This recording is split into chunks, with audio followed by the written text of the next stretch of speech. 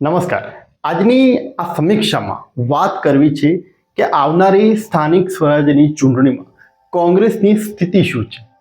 કેમ કે સામે ભારતીય જનતા પાર્ટી છે, ખૂબ એનું મોટું આયોજન છે, ખૂબ એના કાર્યકરો ઉત્સાહમાં છે, એક આખું મોટું એની પાછળ કાર્યકરોની એક ચેન બનેલી છે કે જે સ્થાનિક સ્વરાજ્યની ચૂંટણીમાં એક મોટી કદાચ જીત હાંસિલ કરાવી શકે એમ છે. પરંતુ એની સામે વિપક્ષ એટલે કે કોંગ્રેસ પાર્ટી કે જેનું ખૂબ પોતે નબળાઈ રીતે જોવા મળી રહી છે, ત્યારે એની સ્થિતિ આવનારી આ ચૂંટણીમાં કેવું રહેશે, શું એનું પરફોર્મન્સ હોઈ શકે.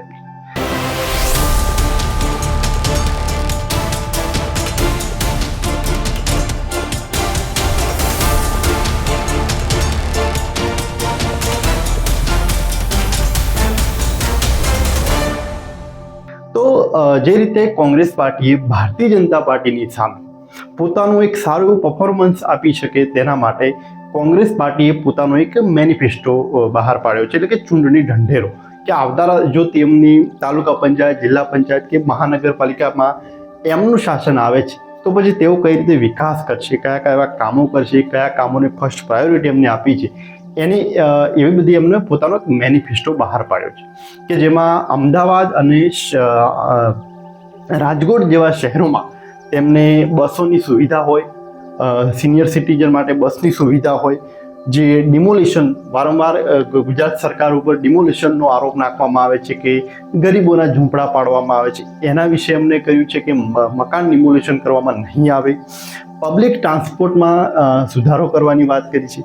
બીજું ગટર, પાણી, આવી બધી અનેક એવી એમને વચન આપ્યા છે કે અમારું શાસન આવશે તો અમે આવા બધા કામો કરીશું.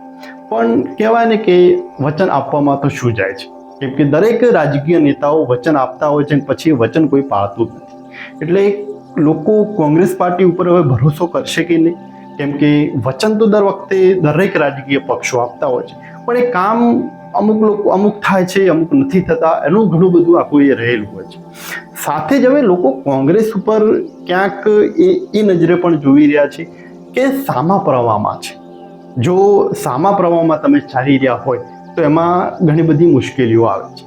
કેમ કે જો કોઈ જિલ્લા પંચાયત હોય કે પછી મહાનગરપાલિકા હોય, જો એમાં કોંગ્રેસનું શાસન આવે છે તો પછી એની ગ્રાન્ટ ને બધું ક્યાંથી આવશે? કેમ કે છેલ્લે એમને નિર્ભર તો રાજ્ય સરકાર અને કેન્દ્ર સરકાર ઉપર જ રહેવાનું છે. એનો મતલબ કે તેમને ભારતીય જનતા પાર્ટીની સરકાર સામે એમને નિર્ભર રહેવાનું છે. જો એ જ સરકાર સામે નિર્ભર રહેવાનું હોય તો પછી તેમના લોકોના વિકાસના કામો કઈ રીતે થશે? કેમ કે મહાનગરપાલિકા એ એક પ્રકારે જિલ્લા પંચાયત હોય કે મહાનગરપાલિકા એક છે તો નીચલા સ્તરનું, તો એમાં કોઈ આવકનો એટલો મોટો સ્ત્રોત નથી કે કોઈ મોટો ટેક્સ પણ નથી આવતો. તો એ વિકાસના કામો કરવા માટે જે ફંડ જરૂર પડશે એ ક્યાંક રાજ્ય સરકારની ગ્રાન્ટોમાંથી આવતું હોય છે. તો એ પછી એનું આયોજન કઈ રીતે? કોંગ્રેસનું શાસન બને તો ભારતીય જનતા પાર્ટી આપે એનો કોઈ ભરોસો નથી, તો પછી લોકો કઈ રીતે એનો જોશે કે અમારો વિકાસ થશે? એટલે કોંગ્રેસ પાર્ટી માટે આ એક ખૂબ મુશ્કેલ ભરો રસ્તો કહી શકાય કે તેને વચન આપ્યા છે, લોકો એને કેટલા એક્સેપ્ટ કરે છે. મેનિફેસ્ટો બહાર કદાચ સારો પાડ્યો છે. આ વખતે કોંગ્રેસે મેનિફેસ્ટોમાં એક નવો પ્રયોગ કર્યો છે કે ગામડાનો મેનિફેસ્ટો અલગ અને શહેરોનો અલગ. એ કોંગ્રેસ માટે બહુ પહેલીવાર એને આવો પ્રયત્ન કર્યો છે કે જેથી લોકોને સારું પણ લાગ્યું છે. કેમ કે લોકોને પોતાની કોઈ આખા ગુજરાતનો એક જ મેનિફેસ્ટો હોય તો શહેરોનો અલગ હોય, એ જ વસ્તુ ગામડાની આખી અલગ હોય, તો દરેક માટે એ વસ્તુ એની જે સુવિધા આપવાની વાત છે દરેક જગ્યાએ અલગ છે. એટલે ગામડા અને શહેરોના અલગ અલગ મેનિફેસ્ટોના આધારે કોંગ્રેસ પાર્ટી એ પ્રયોગ ખૂબ સારો કર્યો છે અને કદાચ એમાં લોકોને એમનું સારું સમર્થન મળી શકે છે. પણ સવાલ છેલ્લે ભૂમિને ત્યાં જ આવે છે કે લોકો ભરોસો કઈ રીતે કરશે? કેમ કે ભારતીય જનતા પાર્ટીની સામે જ્યારે એ ભાજપને જો વોટ આપે છે તો સ્વાભાવિક છે કે એમની સરકાર જે ભારતીય જનતા પાર્ટીમાં તો મોટો ફંડ આવે છે એ કદાચ સુવિધાઓ શક્ય બની શકે, પરંતુ એ જ વસ્તુ કોંગ્રેસમાં થાય કે નહીં એ ક્યાંક મોટો સવાલ છે. એટલે ક્યાંક લોકો એને આ રીતે પણ જોઈ રહ્યા છે. કેમ કે કોંગ્રેસ દર વખતે મેનિફેસ્ટો સારો બહાર પાડે છે, ઘણા લોકો એને સમર્થન પણ આપે છે, પણ છેલ્લે વાત ત્યાં જ આવે છે કે કોંગ્રેસમાં વિકાસ થશે કે નહીં. અને આજે આખું એ રીતનું એક રાજનીતિ થઈ ગઈ છે કે કોંગ્રેસ ચાહે નહીં તો પણ એનો વિકાસ અમુક બાબતોનો નથી જ કરી શકવાની, કેમ કે છેલ્લે જરૂર પડતી હોય છે ફંડમાં, અને ફંડમાં થોડું ઘણું ત્યાં કરપ્શન આવી જતું હોય છે. એટલે આખું જે સ્ટ્રક્ચર કોંગ્રેસ ભલે ગમે એટલું સારું બનાવે પણ છેલ્લે એનું કંઈ થતું નથી. એટલે લોકો કદાચ હવે આશાઓ પણ ક્યાંક કોંગ્રેસ તરફથી છોડી રહ્યા છે.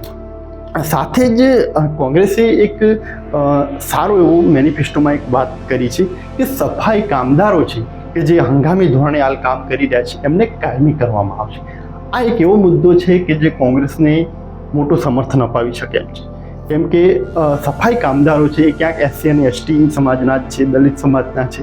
તો એવા સમાજોનું કોંગ્રેસ સાથે પહેલેથી જ વલણ રહેલું છે અને એવા લોકોનું જો મોટું એક સમર્થન જો કોંગ્રેસને મળે કે ભાઈ જો કાયમી કરવાની વાત આવે તો કાયમી કોને નથી થવું, એટલે જો એ રીતનું એક સમર્થન જો કોંગ્રેસને મળે તો કોંગ્રેસને ચોક્કસ ફાયદો થઈ શકે એમ છે. અને એવું નથી, જ્યારે પણ કોઈ લોકોના કે જે લોકોને તકલીફ પડી રહી છે એવા કામો જો કોંગ્રેસ પાર્ટી પણ ઉપાડે છે તો ભારતીય જનતા પાર્ટીની વિરુદ્ધમાં પણ લોકો એને સમર્થન આપવા તો તૈયાર હોય છે. થોડાક જ ટાઈમ પહેલાં રાજકોટમાં જ્યારે ખાડા પ્રકરણવાળી જે વાત આવી કે રોહિત રાજપૂત નામના એક યુવક એ કોંગ્રેસના જેવો નેતા હતા, તેમણે એક આખું આંદોલન ચાલુ કર્યું કે તમે ટેક્સ લઈ રહ્યા છો તો રસ્તાઓમાં ખાડા ખૂબ સામનો કરવો પડી રહ્યો છે, લોકોને તકલીફ પડી રહી છે. આ આંદોલનને ખૂબ મોટું જન સમર્થન મળ્યું. મોટાભાગે કેવું હોય કે કોઈ પણ આંદોલન થતું હોય છે તો કોંગ્રેસના જ આંદોલન કરતા હોય છે ને એમાં લોકો પણ કોંગ્રેસના જ હોય છે, એમાં લોકોનું કંઈ નહીં હોતું. પણ પહેલી વાર એવું બન્યું હતું કે કોંગ્રેસના જ આંદોલનમાં આખું એક મોટું જન સમર્થન મળ્યું. એનો મતલબ કે ક્યાંક લોકો એ તકલીફનો ભોગ બની રહ્યા હતા, એટલે કોંગ્રેસ જ્યારે આવા મુદ્દા ઉપાડે છે તો ચોક્કસ લોકોને પસંદ આવ્યું. એટલે જો લોકોને જે તકલીફ પડી રહી છે એ જો કોંગ્રેસ પાર્ટી જો એવા મુદ્દા ઉપાડે છે તો ચોક્કસપણે લોકોનું સમર્થન અને મળી રહે છે. પણ અફસોસ છે કે ક્યાંક વિપક્ષ ખૂબ નબળાઈ છે અને વિપક્ષ એ રીતનું કામ કરવા માગતી જ નથી, કરતી નથી. અને ભાજપ એનું આખું અલગ જ મોવડી મંડળ છે, એક મોટું એવું સ્ટ્રક્ચર છે, એક આખી ચેન બનેલી છે કે જેના કારણે ભારતીય જનતા પાર્ટીનો એક કાર્યકર ખૂબ ચોખ્ખાઈપૂર્વક કામ કરી રહ્યા છે, જ્યારે કોંગ્રેસમાં કોઈ સ્ટ્રક્ચર નથી, કશું જ નથી. અને એના કારણે ક્યાંક તેઓ જીતથી ખૂબ દૂર રહી જાય છે.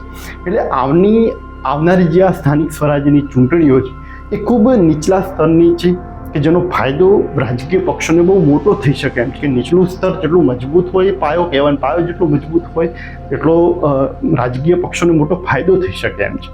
પણ અફસોસ કે વર્ષોથી જે અમુક એવી સીટો છે, અમુક જિલ્લા પંચાયતો છે, મહાનગરપાલિકાઓ છે કે જે કોંગ્રેસનું ગઢ ગણાતી હતી ત્યાં પણ હવે ભાજપ આવી ગયું છે. એટલે કોંગ્રેસ પોતે પણ સાચવી નથી શકતી. ક્યાંક અંદરો જે વિવાદ છે એ પણ એક પરિણામ છે. પછી ચૂંટણી પછી ક્યાંક કોંગ્રેસના નેતાઓ દેખાતા નથી, ક્યાંક કામ નથી કરતા, એ રીતના પણ કારણો છે. અને એના કારણે આ જે સ્થાનિક સ્વરાજ્યની ચૂંટણીઓમાં કોંગ્રેસની સ્થિતિ ખૂબ નબળી પડી રહી છે. તમને શું લાગે છે? તમારું શું માનવું છે કે આવનારી આ સ્થાનિક સ્વરાજ્યની ચૂંટણીમાં કોંગ્રેસની શું સ્થિતિ રહેશે? સુધરશે કે પછી બગડશે? એ નીચે કોમેન્ટમાં જરૂર લખજો.